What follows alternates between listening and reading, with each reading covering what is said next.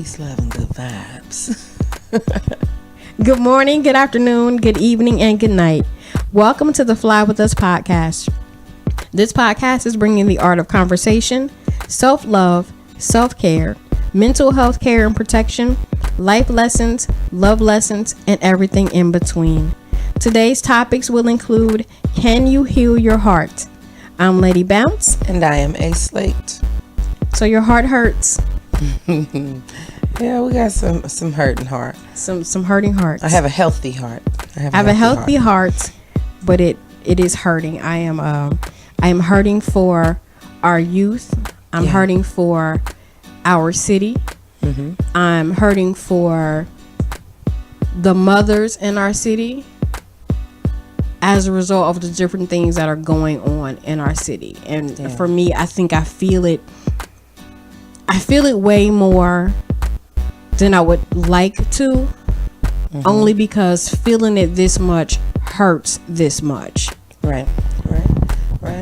And it having it hurt this much, it's hard to stay uplifted. Mm-hmm. It is hard to uplift others when it hurts this bad. When it hits close to home, it hit close to home for my family. It hit mm-hmm. close to home for a lot of my students. Mm-hmm. I am an expert in my field in a lot of ways, mm-hmm. but there are some things that I am not equipped to handle. Mm-hmm. I'm not a mental health professional. I'm not a counselor. I'm not a social worker. So for me to hurt this much and be struggling to find the words to help these kids hurts me even more, because my whole goal, my whole purpose is to help our kids. And so to be in a position where I feel like I can't help them, or I won't say I can't help them, mm-hmm. but I don't know how to help them. Yeah. So I did contact, some people who do. I'm mm-hmm. always one of those people. I don't have to have all the answers because I know people who do. Mm-hmm. And so I've reached out to the different people that know how to help and, are making those connections. And that's great, but it still hurts. My heart is hurting. Mm-hmm. See, I've had some hurt spots, and recently I talked about, and you have a substantial amount of hurt on you. I am aware of what that is, and I've had some hurt in dealing with my son's recent sentencing, and for me, I can't say that I have a hurt heart. In light of what we witnessed, and some have witnessed on Facebook and have been talking about, and the ascension mm-hmm. of the 15-year-old young lady and the other young adults that were with her in the separate accident. I look for light. I'm constantly seeking light. I look for light in darkness, and if I can't find it outside of myself, I know for sure it's in me. So when you said with the kids, you can't figure like what can I do? It kind of takes me back to when Marlon Shackelford asked me a year or so ago to come out and recite a poem for the students when they experience the loss of another student. Mm-hmm. And I was like, well, what is me doing a poem gonna do mm-hmm. to help a grieving child? So I was like, I'm going to create a platform for them to be able to express themselves freely and clearly without judgment, bias, or fear. Right. And so hence the Write Life journals. Writing helps me get through. That helps me heal my heart. I purge on paper, or I go and I do a poem to get those emotions out. And I do my best to not speak negatively. Like, I don't have a hurt heart. I have a healthy heart. You know, I it's all about perception with me. I think I'm getting to that point now that some time has passed and I haven't had as many kids come into my room, you know, that need to talk about it, or that even to sit in silence Like I have one young lady who was actually the sister of the young man who died on Friday. In the separate, incident. And she said, she came in my room and she was like, "Can I just sit here?" So of course, I go into like mommy mode or auntie mode. I gotta fix it. How can I fix it? What can I do? And this is in my head. So I just look at her and I say, "Well, what do you need from me?" So instead of asking her, "Why are you in here? Why are you not in class?" I said, "What do you need from me?" And she said, "Can I just sit here and be quiet?"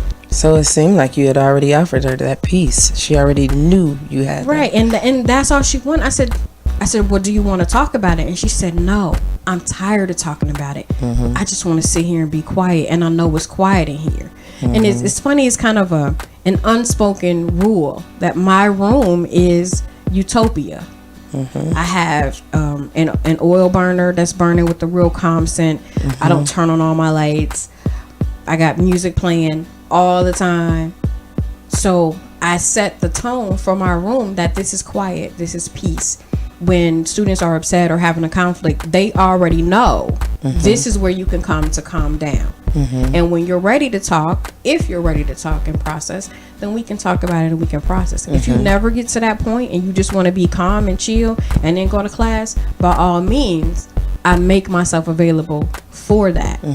So when she said that I just want to be quiet, I instantly in my own head started going, "Yeah, dummy. You don't have to fix everything. You have to be fly first. Love yourself. Like, you don't have to have the answer." Right. Because so often, when you are a mom or when you're in this field of education, you're always thinking, "How can I fix it? I gotta fix it. And in that moment, she didn't want me to fix it. She didn't want to process. She just wanted to be quiet. Yeah, and that can be difficult to do in just being a woman. That's just kind of like one of the things that a lot of us do. We think we got to fix it and go and, I can do this, I can do that. I've learned to pick my battles well, and know what's for me, know what I can take on and what I can't. I was a burden bearer. You got a problem, you can bring it to me. I hold it and care for you now, baby. And I can't do that. I can't do that. So we just got to know how to pick and choose our battles. I think so, and really take care of self. When you said the part about, you don't have to fix it, and for men, that is their role, that is their innate sense. So like when you, I won't say you, but because I don't want to generalize. When I am venting or complaining to my husband about something, I have to tell him ahead of time, I don't want you to fix it. Okay. I just want you to listen. Because in the past, when I say things to him, the first thing he does is go into warrior protector mode. I gotta protect you. I gotta have your back. I gotta do all of these things. And sometimes you just need somebody to be there, to be in the space.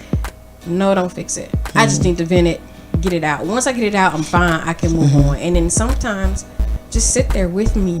Let's just be quiet. Let's be in the quiet. So for her, that's all she wanted, was to just be in the quiet. But do you what I'm hearing, I'm thinking, I'm listening, I'm hearing, and I'm painting this picture in my mind. And I say it all the time, and as my granddaddy used to say, I want you to understand me, not misunderstand me. Children can teach us powerful lessons if we only pay attention. And seeing her want to just be one with herself and sit with herself. I had a young lady, the Poet Legacy. I said, "What you gonna do today?" One time, and she said, "Well, I'm gonna go and sit with myself." I said, "I like that." And seeing that, like, did you even think, and even now, looking back, do you think there's some value in you sitting with yourself? Yes. You sit down, Lady Bounce, sit down by yourself, no radio, no music, no anything, oil burning, dim lights, and sit with yourself and feel those emotions and feel your way through and honor those feelings and process it as much as you can to kind of get to some healing. I do that, sit by myself. first thing in the morning, when I get to work, I don't have like a crazy hustle and bustle like when I get up in the morning, but when I get to work, I purposely block out like the first 45 minutes. It's like first period. Yeah. I don't see any children at all because I use that first period to center myself. To sometimes I make a to-do list for the day just to help keep myself on track, because sometimes I get to moving so fast and I forget,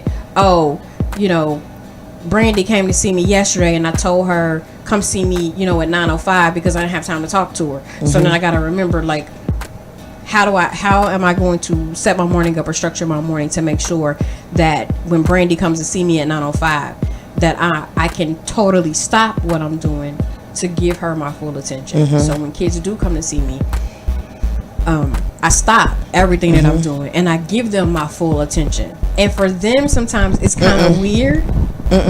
But I mean, when I'm talking about for you, right? And so after work. After work, after you done cook dinner, when you at home, when do you make time for you? Being mommy, wifey, intervention specialist on in the evening time. Right. When do you allow time for your heart to heal? For you, when do you hug your heart, your own heart? When do you look at your heart in your hand and hold it and say, "I love you. We had a rough day." Man, I do that every day. I have quiet time when everybody else goes to bed, which is sometimes not always good, because sometimes that's when I get mad. When I'm having those moments where I'm loving on myself and loving on my heart, it gets to feeling so good that I be like, oh man, it's 2:00 in the morning and I'm not in the bed yet. My alarm is going off at 6:10, whether I get in the bed at 9 or whether I get in the bed at 2. Yeah. So I get my quiet time, in the evening. But sometimes, I'm not even gonna lie, like the song "I Believe I Can Fly," when he says sometimes silence can seem so loud. Silence, I think, is the loudest thing I've ever heard. So sometimes I don't need the silence, because in the silence are those negative things that I try to keep at bay. You should have did this better. You should have done that. You was wrong when you said this, and you could have said this better. That self-reflection that's not always positive. Beating yourself up. I had two coaches. One, a healer. I'm just gonna say she's a healer. She used to always tell me to be gentle with myself, and that's Sierra Leone. And then with Coach O, I went through a long series of that's Lee Cross. I went through a long series of, and I'm still going through it, healing phase. And it's a part of the work that I'm doing now is learning to forgive. Yes. Learning to forgive, and then the big part of that is forgiving myself. Yeah. And that goes back to being gentle with yourself. That was a self-care assignment. Yeah. Last week, one of them was about, be careful of the words you say to yourself. Right, and like you just said, you were saying so much. You were saying so much to yourself. Like I think a lot. I used to think I was a thinker before, but I really think a lot now. Like I'm constantly thinking, especially how I talk to me. And how I treat me, and if I'm actually holding my heart, like I'm thinking about this. Like even with my son's situation, I'm like, I'm not about to beat myself up. I'm sitting here like, oh, this hurts my heart. I miss my son. Am I a bad parent? Did I do something wrong? Is this and the other? Look at his kids don't get to see. Or can I? What's the lesson in this? What is the lesson in this? How do we move forward from this to prepare for when he comes home? And same with the situation with the young lady, Forever 15. I'm just going to say it, Forever 15. I think about when I was 15. Man, what did I do at 15? At 15, I was living with my aunt in Trotwood, because I was cutting up so bad at home and out of school and moved around. She's taking me to get me back on track. We went bowling, we went skating and things like that. That was a rough patch for me. But what did I do? What did I learn from that? at 15 that I passed on to my own children, or did I? So when these things happen, and we feel, well, I feel feelings from it, like with my son being incarcerated. I've been here before. My oldest son got in some trouble. What lesson did I pass? What lesson did I learn to teach? Right. These are, as you say all the time, these are teachable moments. Yes. These are teachable moments. So I think I've learned to speak light, not life. All light is life. I've learned to be more positive, to see not just be so negative and so brutal. Yes. To ourselves, to everybody else, to be pointing fingers. How can we? What is there to do for a 15-year-old right now? How about that? What do we have for 15-year-olds to do? What are we doing for them? There is not a lot to do right now for our youth, and not just 15, but when I think about the population of children that I serve, which are 16 to 21. Yeah, and I was going to say, what about 18 to 21-year-olds? Yeah, there is nothing for them to do. Right. Versus when we were coming up. Right. When I was 15, there were lots of things to do. We could go to the mall. However, I wasn't allowed to do those things. Yeah. I was allowed to go to the mall. But you remember, like, there was Club Odyssey and Ivory Coast. Yeah, I didn't go there. I've never been to any of them. And they went skating. There was skating. Yeah. There was bowling. We had like Guild Girls at church, which was like Girl Scouts for the church. Okay. And I was heavily involved in that. You know, shout out to Karen Marie Reynolds Townsend. She was my mentor. She still is my mentor. I'm a fully grown adult, and we still talk and we keep in touch. And she gets awards, and she's written a book. Mentor, yeah. And I'm so proud of her, and I'm so proud to say that I know her. Like, when I see her on stuff, she was on the cover of Ambition magazine, and I was like, oh my god! I'm like, she has arrived. Not that she wasn't already, but she wrote an awesome book called "It All Started When I Forgot to Put on Lotion." And her whole book is about taking time for yourself. And then she had an acronym for time, and of course I can't remember it. But her book was amazing. I will get you a copy of it. And I'll get you a signed copy because I got clout like that. But again, as a 15-year-old, there were lots of things for us to do. But not only were there things for us to do, but the programming that we were getting when we were 15. Yeah, like we even had, when you said mentors, I thought about when we had problems with school, we had building bridges. Yeah. Probation officers actually came out to, like, Mr. Johnny Vance, he come to your house and check on you. Yeah, so that, I mean, it was different. It was different then. So yeah, I think we probably need to try to find more things for our kids to do and stop pointing fingers, stop blaming, love up on each other a little bit more, a lot more. As adults, love up on each other, be concerned about one another. I think one of the things, you know, I'm always talking about, you know, teachable moments, and modeling is so important. You can tell your kid all day long, don't do this, don't do that, don't do whatever.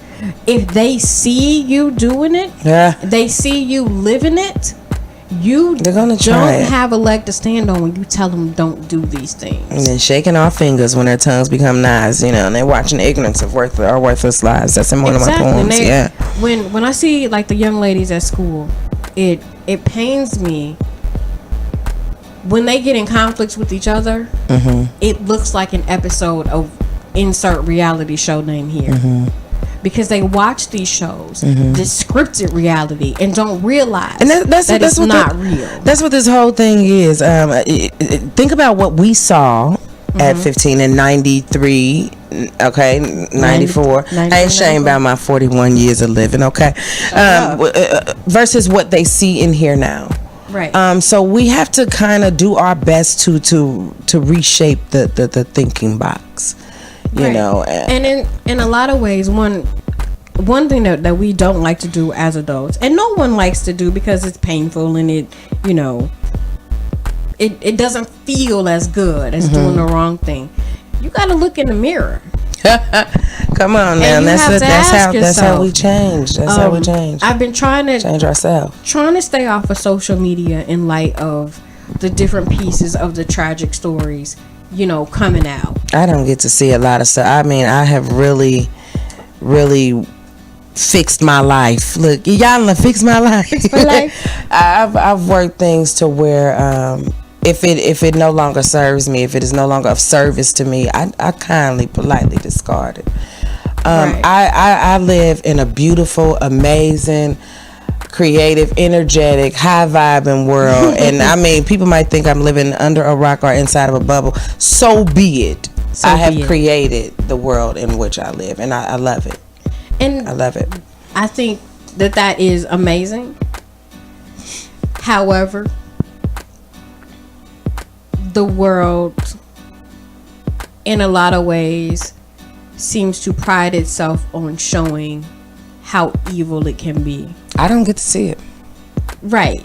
And I mean, and you don't. But and there are some things that I don't, that I block out, but it, you know, my attention is called to it, or like somebody will send it to me or show it to me. We attract what we are. Right. We attract what we are. But when I say that, I'm thinking about, like, you know, looking at the media's Facebook pages and the horrible things that people have said about these young people, and however you feel about it, whatever, you know, whatever judgments you have one way or another, everything that you think doesn't need to be said out loud. Come on now. You can think it. You can say it with your friends. For me, I think that's just passing the buck. What should be done, this is just me personally. I haven't got to see it. Right. I haven't gotten to see it. I did see the mother's strength, her tenacity, her oh my God, she is so tactful. I mean, where other moms would have snapped, she is just amazing. So I don't get to see it. I really don't get to see it, but that I do see her strength, and I applaud her. If you don't have a solution, or you don't have kind words or loving words, it was said to us a long time ago. If you ain't got something good to say, don't say nothing at all. But if you do say it, 9 times out of 10, I won't hear it. Amen. So I won't hear it. And you won't hear it because of our mindfulness minute. That's right. Read for us today. Our mindfulness minute. Yes. Choose your news. Save that again, please. With all of the negative messages coming at you every day from myriad directions, you may wonder how you can possibly feel optimistic about anything. One strategy to combat this problem is to be more selective about the news items you read.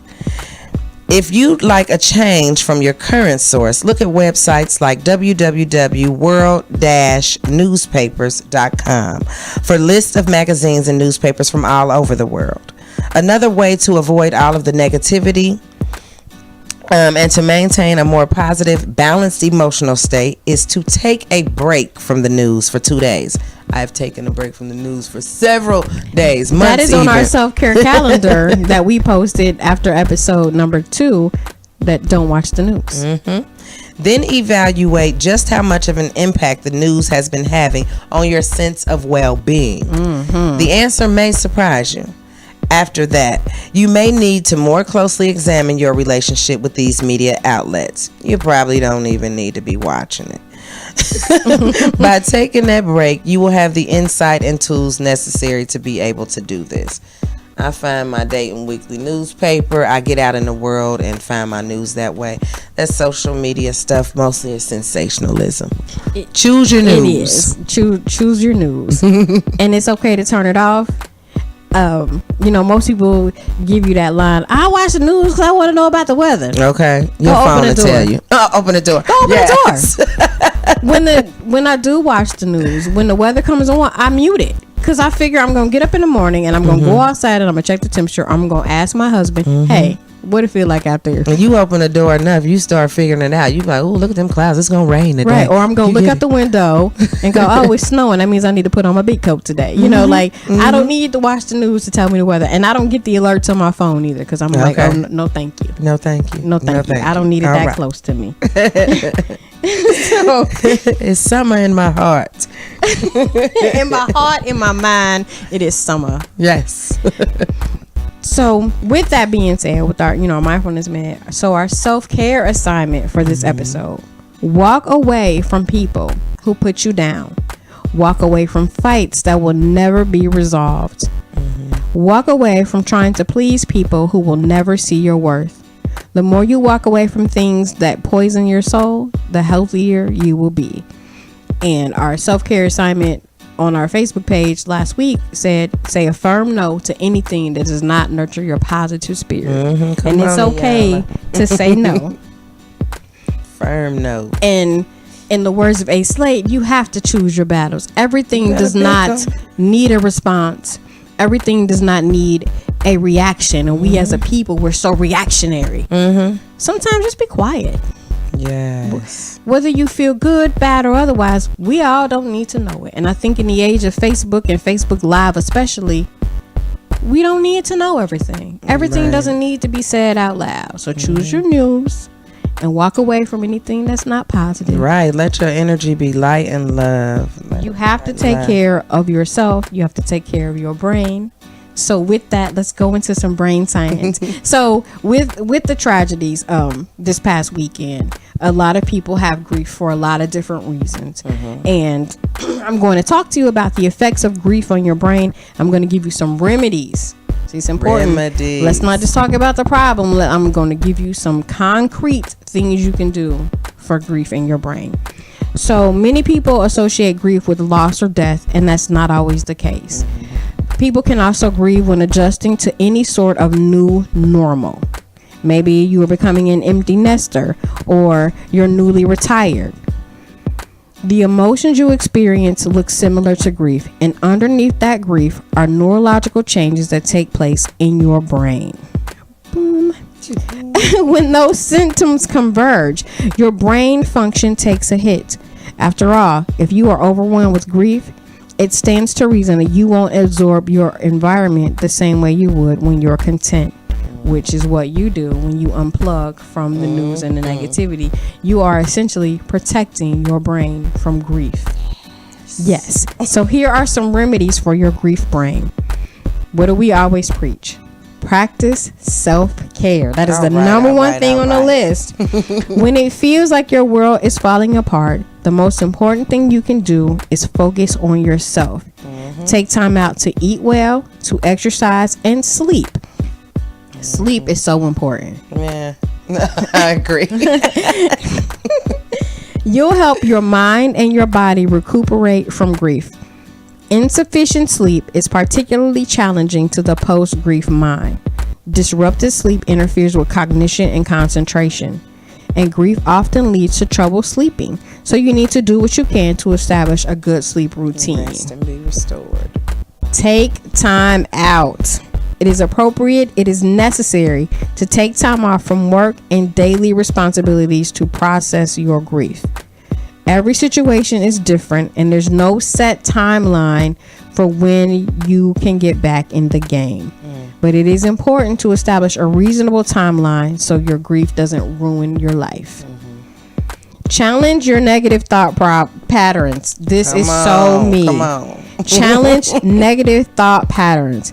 Sharing memories is healthy, but ruminating on what ifs can be mind numbing. It's not just that we're thinking about our loss, but also situations tied to that loss. So instead of heading down a rabbit hole of negative self-talk, maybe I shoulda, maybe I woulda, maybe I coulda, choose to delight in your happy memories. Happy memories. Get support. If you are struggling to think straight and get back to your daily activities, get some help. There are support groups, there are friends, family, church groups, anything that you feel like you need to lean on in a positive manner. I know a lot of people turn to like drugs and alcohol when you're going through something. Don't self-medicate. That's not always the answer, because at the end of that bottle, at the end of that blunt, whatever you ran from, it's still right there. And the last one, and this is so you. And when I saw this, I was like, this is so you. Search for the silver lining. Whoop, whoop. It is not uncommon for grief to evolve into maladaptive thinking. With some practice, you can learn to reframe nearly every situation to focus on the positive. No doubt. The idea is to reframe your experience in a way that allows you to move forward with more peace. While there is no timetable for the grieving process, most people take steps towards getting back to their lives and responsibilities after 2 to 3 weeks. When grief is interfering with your relationships, your ability to parent, or your work, your loss becomes even greater. Most important, if your grief reaction is explosive, extreme, or if you're having suicidal thoughts, get help. Absolutely. A doctor, therapist, or counselor can help you identify healthy coping strategies. And with that, can we say that having to go to therapy is not a sign of weakness? That is the biggest sign of strength, to admit that what you're going through is bigger than you, and you need more. You need professional help. You need something other than it's going to be okay. Right. And we have to be okay with that. So be honest with yourself. If you need that extra support, that extra help, please seek it and get what you need for you. Yeah. So can you heal your heart? I believe you can. You can heal your heart. It's going to take some work. It will work if you work it. And as Miss Christine Dobbins says, God rest her beautiful soul. I love you, and it ain't nothing you can do about it. I am A. Slate. And I'm Lady Bounce. Remember to love yourself first. First, love yourself. When you're on an airplane, when the mask comes down, what does the airline stewardess always say? Put your mask on first before you assist someone else. Self-care is the best care. That's right. You can check us out on Facebook. If you are unplugging that day, don't worry about it that day. You can send us an email as soon as you plug back up. Yes. And get the next episode at FlyWithUsLA at gmail.com. We're on SoundCloud. We're on YouTube. New episodes are posted every Tuesday. So for our audio listeners, you can listen. For our visual listeners, you can watch. And self-care assignments are posted every day on our Facebook.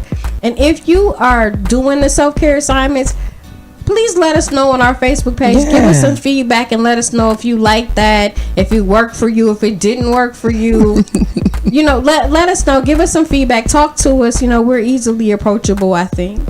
Yeah. And I don't stammer over words like fly all the time.